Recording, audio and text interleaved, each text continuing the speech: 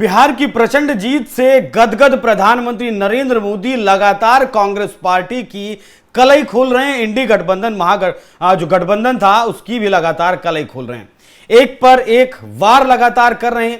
पहले प्रधानमंत्री की तरफ से कहा गया कि कांग्रेस के भीतर अब इतना असंतोष पनप रहा है कि एक धड़ा ऐसा तैयार हो रहा है जो कांग्रेस का विभाजन कर सकता है। उसके बाद इस पर चर्चा चल ही रही थी कि उसके बाद फिर प्रधानमंत्री ने एक बम फोड़ा कांग्रेस पार्टी के ऊपर, कहें कि सीधा राहुल गांधी के ऊपर इस बार हमला किया और कहा कि राहुल गांधी अपने युवा सांसदों को बोलने तक का मौका नहीं देते। नमस्कार, मैं हूं आपके साथ अभिषेक पुंडीर और मेरे साथ मौजूद हैं वरिष्ठ सहयोगी पंकज प्रसून। इन दोनों विषयों पर प्रधानमंत्री ने जो 2 बार राहुल गांधी पर किए हैं, इन्हीं दोनों विषयों पर आज चर्चा करेंगे।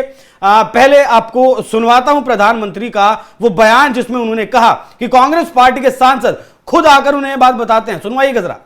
मुझे मालूम है पार्लियामेंट में जब युवा कांग्रेस के सांसद मिलते हैं, जो फर्स्ट टाइम कांग्रेस के सांसद है या उनके इंडिया अलायंस के सांसद है, वो मिलते हो कहते हैं साहब क्या करें, हमारी तो कैरियर खत्म हो रही। मैंने कहा क्या हुआ? बोले हमें संसद में बोलने का अवसर ही नहीं मिल रहा है, हर बार संसद को ताले लगा दो, यही करते रहते हैं। वो अपने क्षेत्र में जवाब नहीं दे पा रहे हैं। वो कह रहे अगर हम हमारे क्षेत्र के विषयों को संसद में नहीं उठाएंगे तो दोबारा हमें कौन भेजेगा? पूरा युवा वर्ग कांग्रेस का जो पहली बार पार्लियामेंट में आया है, वे अपने भविष्य को लेकर के चिंतित हो गया है। साथियों, ऐसी स्थिति में हमारी जिम्मेवारी और बढ़ जाती है। हमें विकास की नई ऊंचाइयों को पार करना है। पंकज सर, तो जिस तरीके से कांग्रेस के युवा सांसद कांग्रेस के भीतर की खुफिया जानकारी खुद प्रधानमंत्री नरेंद्र मोदी को दे रहे हैं, इससे तो कांग्रेस का भविष्य मुझे तो अंधकार में नजर आता है। एक रणनीति के तहत प्रधानमंत्री जी बोल रहे हैं। कुछ दिनों पहले से जेनजी की बड़ी चर्चा थी जी, और कांग्रेस के कई नेताओं ने जेनजी की बात की कि जेनजी सड़कों पर उतरेगा। राहुल गांधी भी चुनाव प्रचार के दौरान भी जेनजी से अपील करते रहे जी। अब यंग कांग्रेस जो एमपीज हैं उसके बहाने उस जेनजी वाले कैंपेन की हवा निकाली जा रही है। और प्रधानमंत्री ने कहा कि कांग्रेस के अंदर जो युवा हैं, जो युवा सांसद हैं, उनको बोलने का मौका नहीं दिया जाता। एक सिलेक्टेड ग्रुप है और वो हमेशा वही बोलता है कांग्रेस की तरफ से। यहां तक कि प्रियंका गांधी तक को बोलने के बहुत कम मौके मिलते हैं।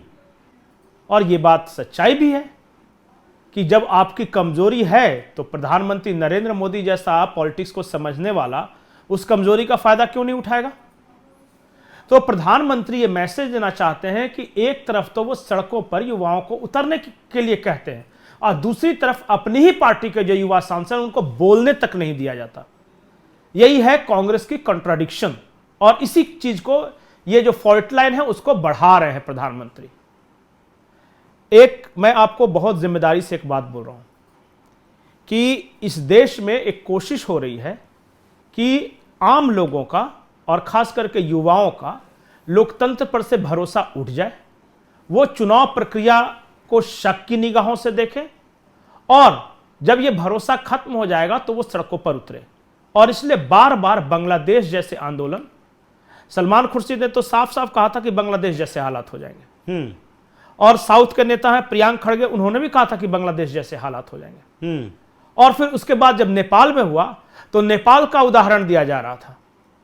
कांग्रेस के कुछ नेता कह रहे थे कि नेपाल जैसे हालात हो जाएंगे, और ये आरजेडी के नेता ने कहा कि नेपाल जैसे हालात हो जाएंगे। ये सुनील सिंह है आरजेडी के एमएलसी, उन्होंने तो साफ साफ कहा कि वोट में बेईमानी हुई तो सड़कों पर उतरेंगे और नेपाल जैसा हाल कर देंगे। तो ये नेपाल और बांग्लादेश जैसा हाल होगा कैसे? वो तो युवा कार्यकर्ताओं के मदद से ही होगा ना, क्योंकि बूढ़े तो हिंसा करने आएंगे नहीं, जो बुजुर्ग लोग हैं। तो बुजुर्ग और महिलाएं कांग्रेस के निशाने पर है ही नहीं, उनका यूएसपी है यूथ, कि यूथ उतरो और तुम कुछ ऐसा काम करो जिससे पूरे देश में हिंसा अराजकता फैल जाए। उनको पता है कि अगर हमारे लोग आकर हिंसा करेंगे तो सामने से जो सुरक्षा बल के जवान हैं वो भी कुछ करेंगे, या फिर काउंटर अटैक भी हो सकता है। कि जो सत्ताधारी दल के जो पक्ष में जो युवा होंगे वो यही सिचुएशन चाह रहे हैं और इसके लिए बड़े पैमाने पर फंडिंग हो रही है। एक पूरा का पूरा इकोसिस्टम इसमें लगा हुआ है कि जेएनजी सड़कों पर उतरेगा, चुनाव चोरी हो गई, वोट रिगिंग हुई है और उस कैंपेन को प्रधानमंत्री दिखा रहे हैं कि देखिए जो युवा और यूथ की बात कर रहा है, खुद राहुल गांधी अपनी पार्टी के अंदर युवाओं को मौका नहीं देते। ये मैं इसे इस तरीके से देखता हूं और ये सच है कि जो यूथ जो एमपीज हैं उनमें बड़े पैमाने पर असंतोष है। वो इसलिए कि जमीन पर ये लड़ते हैं, चुनाव जीतकर ये आते हैं, लेकिन कांग्रेस में एक कॉकस का कब्जा है। और वो कॉकस कौन है? मैं तो बार बार नाम लेता हूं। आरोप ये लगते हैं कि राहुल गांधी के इर्द गिर्द जो लोग हैं उनमें से किसी को चुनाव नहीं लड़ना है और किसी को जमीन से कोई मतलब नहीं। जैसे केसी वेणुगोपाल का नाम बार बार लिया जा रहा है कि केसी वेणुगोपाल राहुल गांधी के बाद सबसे ज्यादा ताकतवर है। वो दक्षिण भारत के हैं, उत्तर भारत की भाषा नहीं बोलते, मतलब हिंदी नहीं बोलते और वो बिहार की स्ट्रेटजी डिसाइड करते हैं। जयराम रमेश है, पवन खेड़ा है, सुप्रिया श्रीनेत है, कन्हैया कुमार है, इस तरह के तमाम नेता हैं। अब ये सारे नेता यूथ जो टैलेंट है उसको दबा रहे हैं, ये आरोप लग रहा है। तो जिस पार्टी के अंदर नौजवानों की पूछ नहीं है, नौजवान कार्यकर्ताओं से फीडबैक की जगह उन्हें अपॉइंटमेंट लेना पड़ता है और ऐसे लोगों से जिनकी जमीन पर कोई पकड़ नहीं है, तो असंतोष तो यहां है इन युवाओं में। और कांग्रेस के युवाओं में असंतोष है देश के प्रति नहीं, समाज के प्रति नहीं, बल्कि अपने शीर्ष नेतृत्व के आसपास मंडराते कुछ लोगों के प्रति। और प्रधानमंत्री ने इसलिए कहा कि यूथ सांसद को बोलने का मौका तक नहीं दिया जाता, वो अपने क्षेत्र के सवालों को नहीं उठा पाते। दूसरी बात जो प्रधानमंत्री ने इस बयान के जरिए साधने की कोशिश की है, 1 तारीख से संसद का सत्र शुरू हो रहा है और इस बात की पूरी संभावना है कि हर बार की तरह ये लोग हल्ला हंगामा करके उसको डिरेल करने की कोशिश, जैसे पिछले वाला जो है सत्र चलने ही नहीं दिया। हाँ बिल्कुल एसआईआर के मुद्दे पर नहीं चलने दिया। इस बार भी कांग्रेस और विपक्षी दल हो सकता है कि इन्हीं सबके मुद्दों के इर्द गिर्द वो भड़काएं और वो संसद का सत्र नहीं चलने दे। प्रधानमंत्री जी कहते हैं कि यूथ सांसद मेरे पास आते हैं, कहते हैं कि जब मैं अपने क्षेत्र के सवालों को उठाऊंगा नहीं, जब मंत्री कोई जवाब नहीं देगा तो मैं क्या मुंह दिखाऊंगा अपने यहां के लोगों को। तो उस फॉल्ट लाइन को भी ये बढ़ा रहे हैं कि कांग्रेस के अंदर से भी ये दबाव आया कि हल्ला हंगामा नहीं, पहले हमें कम से कम प्रश्नकाल में हमें अपने क्षेत्र के अपने विषयों को उठाने दीजिए और मंत्रियों से जवाब लेना चाहिए। हंगामा जो पता है वो सरकार के लिए कंफर्टेबल सिचुएशन होता है कि आप कुछ उससे टफ क्वेश्चन नहीं पूछे। संसद का मजा तो तब है ना जब विपक्ष कुछ ऐसे तीखे सवाल पूछे कि जो सरकार को जवाब देता न बन सके, सरकार को भी पसीने आने लगे। पर यहां तो हो गया, खत्म, खुद ही नहीं चलने देते हैं, तो मतलब नहीं है ना उसका। तो ये 2 मुद्दों के आधार पर मुझे लगता है प्रधानमंत्री ने बोला है। बिल्कुल इसी बयान पर आधारित क्या प्रधानमंत्री का वो भी बयान है जिसमें उन्होंने कहा कि कांग्रेस का विभाजन हो सकता है?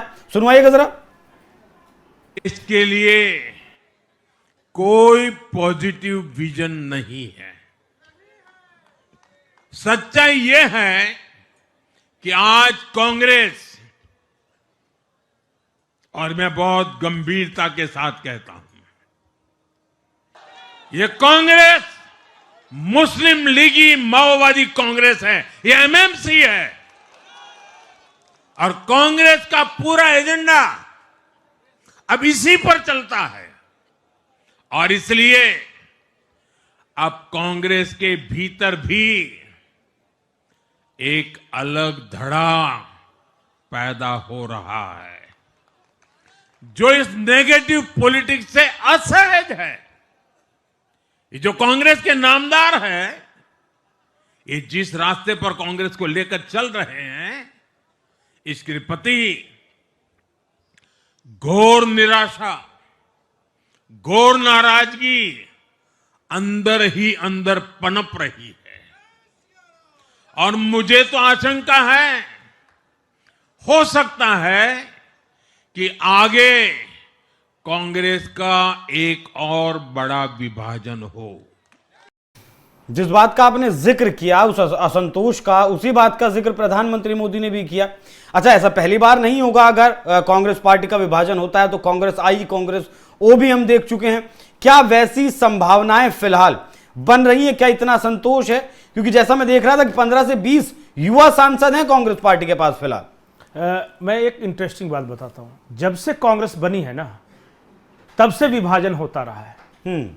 सबसे पहला जब विभाजन हुआ रामगढ़ अधिवेशन, आई थिंक 1907 का, उसमें एक गरम दल बना, एक नरम दल बना। लाल बाल पाल, लाला लाजपत राय, बिपिन चंद्र पाल और बाल गंगाधर तिलक, ये गरम दल का प्रतिनिधित्व करते थे और बाकी नेहरू गांधी वगैरह नरम दल में थे। उसके बाद विभाजन हुआ 1969 में, जब एक कांग्रेस ओ बना, कांग्रेस ऑर्गेनाइजेशन, और फिर दूसरा बना कांग्रेस आर, जो कांग्रेस इंदिरा गांधी के नेतृत्व में चल रही थी। उस वक्त देखिए कांग्रेस में किस तरह के नेता थे। अगर मैं जवाहरलाल नेहरू के समय भी बताऊं तो कांग्रेस को घेरते थे, जैसे आचार्य नरेंद्र देव हो गए, राम मनोहर लोहिया हो गए, जयप्रकाश नारायण नेहरू के समय तो थे कम से कम, बाद में भले ही बुजुर्ग हो गए, लेकिन इंदिरा गांधी के खिलाफ जो सबसे बड़ा आंदोलन हुआ उसका नेतृत्व किया। कांग्रेस का विभाजन तो नहीं कह सकते, लेकिन एक स्प्लिट तो यह भी हुआ जब ये राजा साहब जो थे बीपी सिंह, वो राजीव गांधी सरकार से अलग हटते हैं और फिर बोफोर्स वाले मामले पे पूरा होता है। कांग्रेस का एक तरह से विभाजन तो नहीं हुआ, लेकिन जिस तरीके से नरसिम्हा राव के समय चला, और उसके बाद जो सीताराम केसरी थे कि एक गुट जो था सोनिया गांधी को प्रदेश अध्यक्ष बनाने के लिए दरी खींचकर बाथरूम में बंद कर देता है, सीताराम केसरी को तो वो भी देखा है। लेकिन वो सिचुएशन और आज के सिचुएशन का अंतर समझिए। नो डाउट कांग्रेस अगर जिसके नेतृत्व में सबसे ज्यादा चुनाव हारी है तो वो राहुल गांधी है। कल मैं एक आंकड़े देख रहा था तो 96 इलेक्शंस राहुल गांधी हार चुके हैं, बड़े छोटे जितने हैं। लेकिन आज की तारीख में कांग्रेस में उस तरह का जनाधार वाला नेता कौन है और उस तरह के लोकप्रिय नेता कौन है जिसकी वक्तृत्व शैली ऐसी है जिससे जनता खींची हुई चली जाए। उनकी जमीन कमजोर है, इसलिए वो बगावत भी नहीं कर पा रहे। आप समझ रहे इस बात को कि एक चाहिए एक ऐसा नेता कि जिसके पीछे जनता चल पड़े। अगर कोई ऐसा होता ना तो अब तक हो चुका होता। लेकिन जो आज की तारीख में कांग्रेस में जो नेता है, अब बताइए मल्लिकार्जुन खड़गे बगावत करेंगे? उस तरह के प्रदेश राष्ट्रीय अध्यक्ष है। आप बताइए ना कि आसपास आपको कौन सा नेता दिखता है जिसका जनाधार है? एक सचिन पायलट थे, वो भी नाराज थे, जैसे तैसे करके प्रियंका गांधी ने उनको मना के अभी रखा है। बाकी सब तो एक एक करके अलग हटते ही चले गए। बगावत करने के लिए भी अपनी जमीन मजबूत होनी चाहिए। मुझे लगता है कि आज कांग्रेस के जो नेता है वो उत्साहहीन हो गए हैं और वो जान रहे, उनको निराशा के भंवर में फंस चुके हैं। उनको पता नहीं, समझ में नहीं आ रहा क्या कर रहे हैं, और इसका फायदा उठा रहे हैं वो कन्हैया कुमार और जो कॉकस के बारे में मैंने बताया उस तरह के नेता जो राहुल गांधी के इर्द गिर्द है। और राहुल गांधी के इर्द गिर्द वाले ये सब तो कुछ कर नहीं सकते। अब केसी वेणुगोपाल वगैरह तो कहां से नई तरह से कांग्रेस को सींचेंगे? बिल्कुल। तो एक चीज हो सकता है कि कांग्रेस में बगावत हो के वर्टिकल स्प्लिट हो या ना हो, छोड़ के जाएंगे वो लौट में, वो अलग बात है। वो तो लगातार 2014 से देख रहे हैं कि बहुत सारे नेता छोड़ के कांग्रेस में। लेकिन अगर स्प्लिट की आप बात कर रहे हैं तो एक चीज सिर्फ मुझे संभावना नजर आ रही है कि अब कांग्रेस के लोग ही निराश होकर प्रियंका गांधी को आगे आने बोले, और इसके लिए प्रियंका गांधी तैयार हो। अगर यह हो सकता है तो मुझे एक संभावना नजर आती है। हां, एक बात जरूर है कि कांग्रेस में बहुत सारे सांसद इस वक्त फिलहाल अपने नेतृत्व को लेकर, मतलब कि उनके भविष्य को लेकर बहुत ज्यादा आश्वस्त नहीं है। उन्हें लगता है कि अगर ऐसा ही चलता रहा तो हो सकता है कि आज वो सांसद हैं, लेकिन अगली बार रहेंगे या नहीं रहेंगे इस बात की कोई गारंटी नहीं। हाँ, अगर उनकी आवाज नहीं उठेगी, उनके काम नहीं होंगे तो फिर कैसे ही जनता, वही बात प्रधानमंत्री मोदी ने कही कि कैसे जनता फिर दोबारा उन्हें जिताकर भेजेगी। बाकी बिहार चुनाव की प्रचंड जीत से जिस तरीके से अब खुलकर प्रधानमंत्री नरेंद्र मोदी मैदान में उतरे हैं, पहले भी वो खुलकर मैदान में थे, लेकिन इस बार जिस तरीके से सीधे राहुल गांधी को टारगेट कर रहे हैं, उनकी कमियों को उजागर कर रहे हैं, वो वाकई में कांग्रेस के लिए बहुत ज्यादा चिंता का विषय है। अपना जनाधार वो पहले ही खो चुकी है। बिहार में हमने देखा 10% से भी कम स्ट्राइक रेट के साथ, उससे पहले दिल्ली में देखा 0, हरियाणा हारे, महाराष्ट्र में क्या कुछ हाल हुआ, और लोकसभा चुनाव में महज 99 सीटें।